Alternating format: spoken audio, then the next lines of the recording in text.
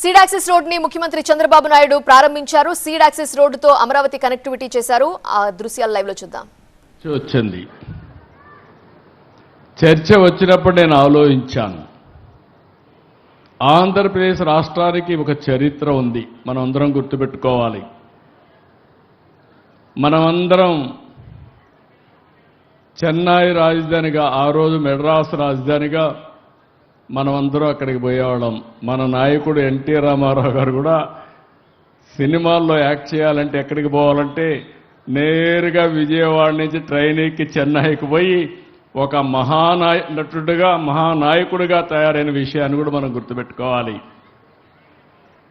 అప్పట్లో అందరూ కూడా బాధపడితే, కానీ పొట్టి శ్రీరాములు గారి త్యాగం, అక్కడ అవమానాలు చూసిన తర్వాత తెలుగు మాట్లాడే వాళ్ళకు ఒక రాజధాని ఉండాలని ఆలోచించిన మొట్టమొదటి వ్యక్తి, త్యాగాన్ని చేసి రాజధానిని మనకు ఆలోచించిన వ్యక్తి పొట్టి శ్రీరాములు గారు అని చెప్పి కూడా నేను మీకు తెలియజేస్తున్నా. అది అయ్యింది. ఎక్కడ రాజధాని పెట్టాలని ఆలోచించారు ఆనాటి పెద్దలు. కొంతమంది విశాఖపట్నం, అప్పుడుండే కమ్యూనిస్టులు ఇక్కడ, కొంతమంది కర్నూలు అనుకుని మళ్ళీ రాష్ట్రం అంతా కలిసి ఉంటుందని చెప్పే ఉద్దేశంతో తాత్కాలిక రాజధాని కర్నూలు, అదే మరి హైకోర్టు గుంటూరులో పెట్టి పెద్ద మనుషులు ఒక ఒప్పందానికి వచ్చారు. ఒక సంవత్సరంలో మళ్ళీ 2-3 ఏళ్లలో బోరుగుల రామకృష్ణరావు గారు త్యాగం చేసి ముఖ్యమంత్రి పదవికి రాజీనామా చేసి ఆంధ్రప్రదేశ్ రాష్ట్రాన్ని ఏర్పాటు చేయడానికి దోహదం చేశాడు. అదే మొట్టమొదటి భాషా ప్రయుక్త రాష్ట్రాల్లో మొట్టమొదటిది ఆంధ్రప్రదేశ్, తర్వాతనే అనేక రాష్ట్రాలు వచ్చాయి. మీరు నేను ఇక్కడ ఉండేవాళ్ళు కొంతమంది అయితే చాలా సంవత్సరాలు, నేను 78 ఎమ్మెల్యే అయితే నేరుగా హైదరాబాద్లో సెటిల్ అయ్యాను. అక్కడి నుంచి ఎందుకంటే నేను మంత్రి కావడం, పార్టీ అధ్యక్షుడు కావడం, ముఖ్యమంత్రి కావడం, రాష్ట్రం అంతా రన్ చేయాలి కాబట్టి అటు తెలంగాణ ఇవన్నీ చేశాం. 2014 మళ్ళా బైఫర్కేషన్. ఆ రోజు కూడా నేను ఒకటి ఆలోచించాను, మీరు గుర్తుపెట్టుకోవాలి. భగవంతుడు నాకు కొన్ని అవకాశాలు ఇచ్చాడు, ఆ అవకాశాలను సద్వినియోగం చేసుకున్నాను. కొన్ని జీవితాల్లో కొన్ని అవకాశాలు వస్తాయి. సద్వినియోగం చేసుకున్న వాళ్ళం మనకు ఒక తృప్తి ఉంటుంది. ఎందుకంటే మనకి ఇచ్చిన అవకాశాన్ని సద్వినియోగం చేశామని. ఇప్పుడే మనోహర్ గారు వస్తూ ఒక మాట అన్నాడు, సార్ మీరు హైటెక్ సిటీ కట్టారు, అది మహానగరం అయింది, హంబుల్ వే మీరు ఇది స్టార్ట్ చేశారంటే హంబుల్ కాదు, ఇది గ్రేట్ విజన్కి మొదటి సక్సెస్ మాత్రం అని చెప్పాను. విభజన జరిగింది, ఆ రోజు మీరందరూ హైదరాబాద్ పెట్టిన నన్ను చాలామంది ఎగతాళి చేశారు. నేను హైటెక్ సిటీ కడితే ఆనాటి రాజకీయ నాయకులు హైటెక్ సిటీ కడితే ఏమవుతుందన్నారు. ప్రపంచంలో అధినేతలంతా హైదరాబాద్కు వస్తే మీరు ఒక రోడ్డు వేశారు, హైటెక్ సిటీ నుంచి ఎయిర్పోర్ట్ వరకు మీరు షో చేస్తున్నారు, దీనివల్ల ఏమీ రాదన్నారు. నేను ఒకటే సంకల్పం, తెలుగు జాతి గర్వపడే విధంగా ఒక మహానగరాన్ని నిర్మాణం చేయాలనే సంకల్పంతో అడుగడుగునా ముందుకు పోయి హైదరాబాద్ నిర్మాణం చేశాం. 162 కిలోమీటర్ల ఔటర్ రింగ్ రోడ్డు. ఎవరన్నా ఆలోచించడానికి కూడా సాహసం చేయడానికి అప్పుడు వీలు కాదు, ఎందుకంటే రోడ్లు వేయాలంటే అసాధ్యమైన పని. అక్కడి నుంచి ఈరోజు మీరు హైదరాబాద్ చూశారు. విభజన జరిగింది. విభజన జరిగిన తర్వాత నేను ఇప్పుడు కూడా చెప్తున్నాను, హైదరాబాద్ నిర్మాణం చేశాం. తెలంగాణ రాష్ట్రానికి హైయెస్ట్ పర్ క్యాపిటల్ ఇన్కమ్ ఒక్క సైబరాబాద్ వల్ల, ఔటర్ రింగ్ రోడ్డు వల్ల ఈరోజు తలసరి ఆదాయంలో దేశానికి ఆదర్శంగా హైయెస్ట్ తలసరి ఆదాయం తెలంగాణకు వస్తుందంటే తెలుగు జాతి తరపున నేను గర్వపడుతున్నానని మరొక్కసారి మీకు తెలియజేస్తున్నా. నాకెప్పుడూ ఒక బాధ ఉండేది, ఆ బాధ అక్కడ చేశాం. 42% బాగుపడ్డారు, సంతోషం. ఇక్కడ 58% ఉన్నారు, ఏం చేయాలి అని ఎప్పుడు నా మనసులో బాధ, ఆవేదన ఇప్పుడు కూడా ఉంది. అక్కడి నుంచి నేను ఆలోచించినప్పుడు రాజధాని లేకపోతే మనం ఏం చేయలేం. ఒక ఇంటికి ఒక మంచి ఇల్లు ఉండాలి, ఒక సమాజానికి, ఒక రాష్ట్రానికి మంచి రాజధాని ఉండాలి. అందుకే నేను ఆ రోజు సంకల్పం చేసినప్పుడు అసెంబ్లీలో చెప్పాను. అప్పటికి కమిటీ వచ్చింది, రిపోర్ట్ ఇచ్చారు. అప్పుడు రైతులు కూడా ముందుకు రాలేదు. నేను ఆ రోజు మొట్టమొదటిసారిగా ఆలోచించింది 25 పార్లమెంటుకు సెంటర్ పార్లమెంటు గుంటూరు. తంబురూలు ఇది. ఎవడైనా అర్థం కాకపోతే అర్థమయ్యేట్టుగా చెప్పాలంటే ఒకే మాట, రాష్ట్రానికి నడిబొడ్డున రాజధాని అదే గుంటూరు జిల్లాలో అమరావతి. ఇటు పోతే 14, ఇటు వస్తే 14. చిన్న పిల్లలను కూడా ఎక్కడ రాష్ట్రానికి సెంటర్ అంటే నేరుగా వీళ్ళు అక్కడికే పోతుంది. అవునా కాదా? మీరే ఆలోచించండి. సంకల్పం బాగానే ఉంది, కానీ ఎట్ట కట్టాలి? నేను కూడా గుంటూరులో లేకుంటే విజయవాడలో ఒక 50 ఎకరాలు తీసుకొని ఒక సెక్రటరియట్ కట్టేయచ్చు, మామూలుగా ఉంటుంది. కానీ భవిష్యత్తు ఏంటని ఆలోచించినప్పుడు నాకు అనిపించింది దీన్ని ఒక మహానగరం చేయాలి. ఏ విధంగా చేయాలని ఆలోచించినప్పుడు మొట్టమొదటిసారిగా మేము మాట్లాడుతూ ఉంటే నారాయణ గారు మేమందరం ల్యాండ్ పూలింగ్ అనే కాన్సెప్ట్ వచ్చింది. రాజధాని నిర్మాణంలో రైతుల్ని భాగస్వాములు చేస్తే ఎట్లుంటుందని. చాలా బాగుంటుంది, ఎవరున్నారు కనుక్కోండి, ఎవరు వస్తారో కనుక్కోమన్నాం. అప్పుడు వస్తే విజయవాడ, గుంటూరు, మంగళగిరి, ఒక పక్కన అమరావతి ప్రాంతం. అక్కడ ఆలోచించినప్పుడు రైతాంగానికి ఆలోచనిస్తే మీరందరూ ముందుకు వచ్చారు.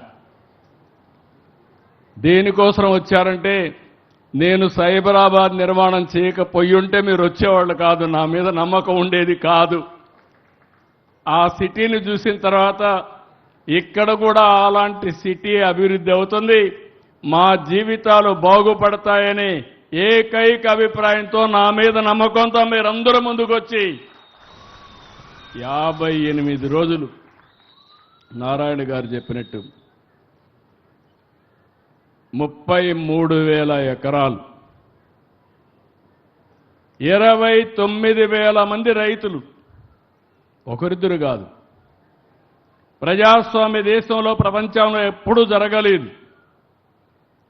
అలాంటి వినూత్నమైన స్ఫూర్తికి కారకులైన అమరావతి రైతాంగానికి మరొక్కసారి శిరస్సు వంచి మీ పాదాభివందనం చేస్తున్నాను. మీరు లేకపోతే ఈ రాజధాని లేదు. 19 అన్నీ కూడా ఇవన్నీ ప్లాన్ చేయడం, నేను ఏది చేసినా కూడా చాలా బాగుండాలని కోరుకుంటా.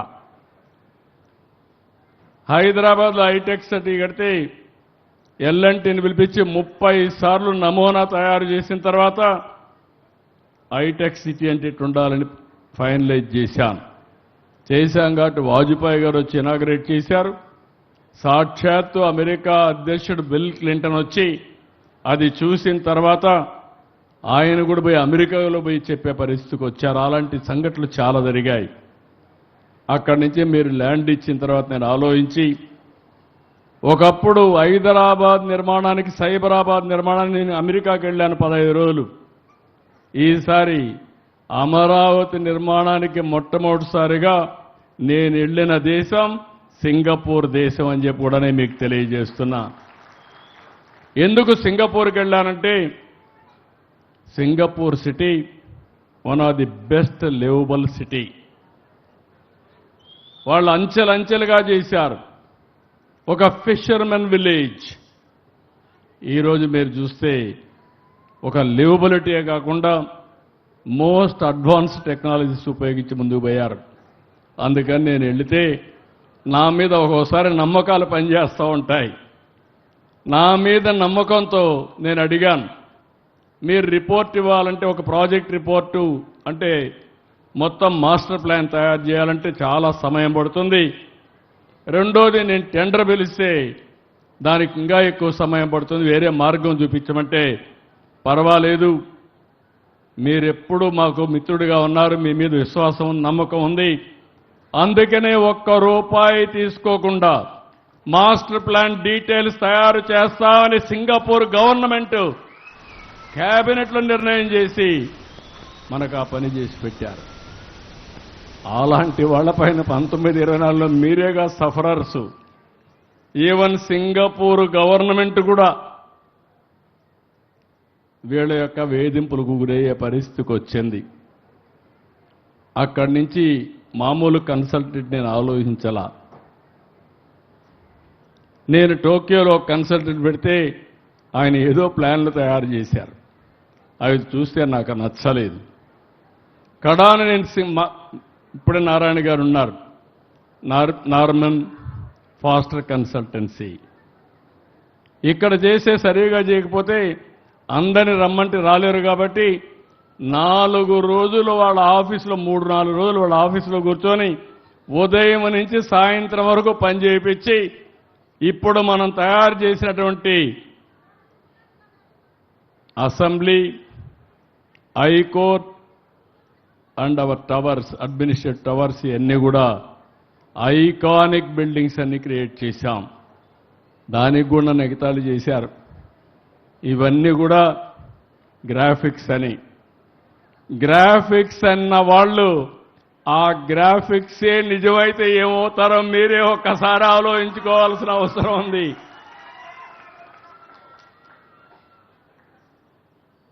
ఇప్పుడు ఇక్కడికి వచ్చినప్పుడు నేను ప్రతిరోజు 2 నిమిషాలే దేవుణ్ణి ప్రార్థిస్తా,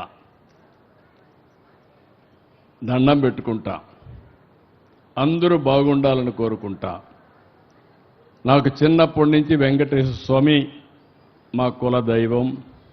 మా ఇంటి దగ్గర చూస్తే మంగాపురం సైడ్ నామాలు కనపడస్తూ ఉంటాయి. అది నాకు ఒక స్ఫూర్తి. నేను దేవునికి దండం పెట్టుకున్నప్పుడు ఇంకొక విషయం కూడా చెప్పాలి. ఇప్పుడు ఇలాంటి సమయాల్లో కొన్ని రీకలెక్ట్ చేసుకోవాలి. నేను అమరావతి ఇక్కడ రాజధాని కడతానంటే రామోజీరావు గారు నాకు ఫోన్ చేశాడు.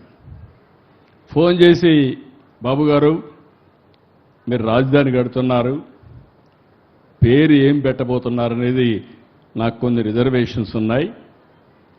నాకుండే అనుభవంతో నా మీడియా అంతా ఉపయోగించి నేను రీసెర్చ్ చేశాను.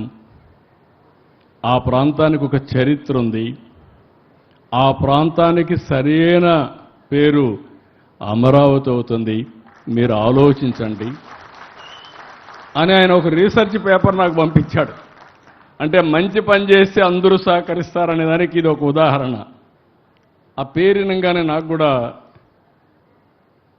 ఒక మనసు ఉప్పొంగింది, జలధరించింది. దానికి కారణం ఆ పేరు పెడతామని అనౌన్స్ చేస్తే ఇంతవరకు అపోజ్ చేసిన వ్యక్తి కానీ ప్రత్యామ్నాయ పేరు చెప్పిన వ్యక్తి కానీ లేరంటే అది అమరావతి ప్రభావం. అక్కడి నుంచి అసెంబ్లీలో నేను అనౌన్స్ చేసినప్పుడు మీరు చూసుంటారు, నాకు పెద్ద సమస్య. హైదరాబాద్ అసెంబ్లీలో, ఓల్డ్ అసెంబ్లీలో ఆంధ్రప్రదేశ్ సమావేశాలు. నేను ఆ సమావేశాలు అనౌన్స్ చేస్తే అడ్డం పడాలంటే నేను ఆ రోజు ఆలోచించి ఏ ప్రాంతానికి ఏ విధంగా చేస్తానో, సైబరాబాద్ నిర్మాణ అభివృద్ధి జరిగిన తర్వాత కొన్ని అనుభవాలతో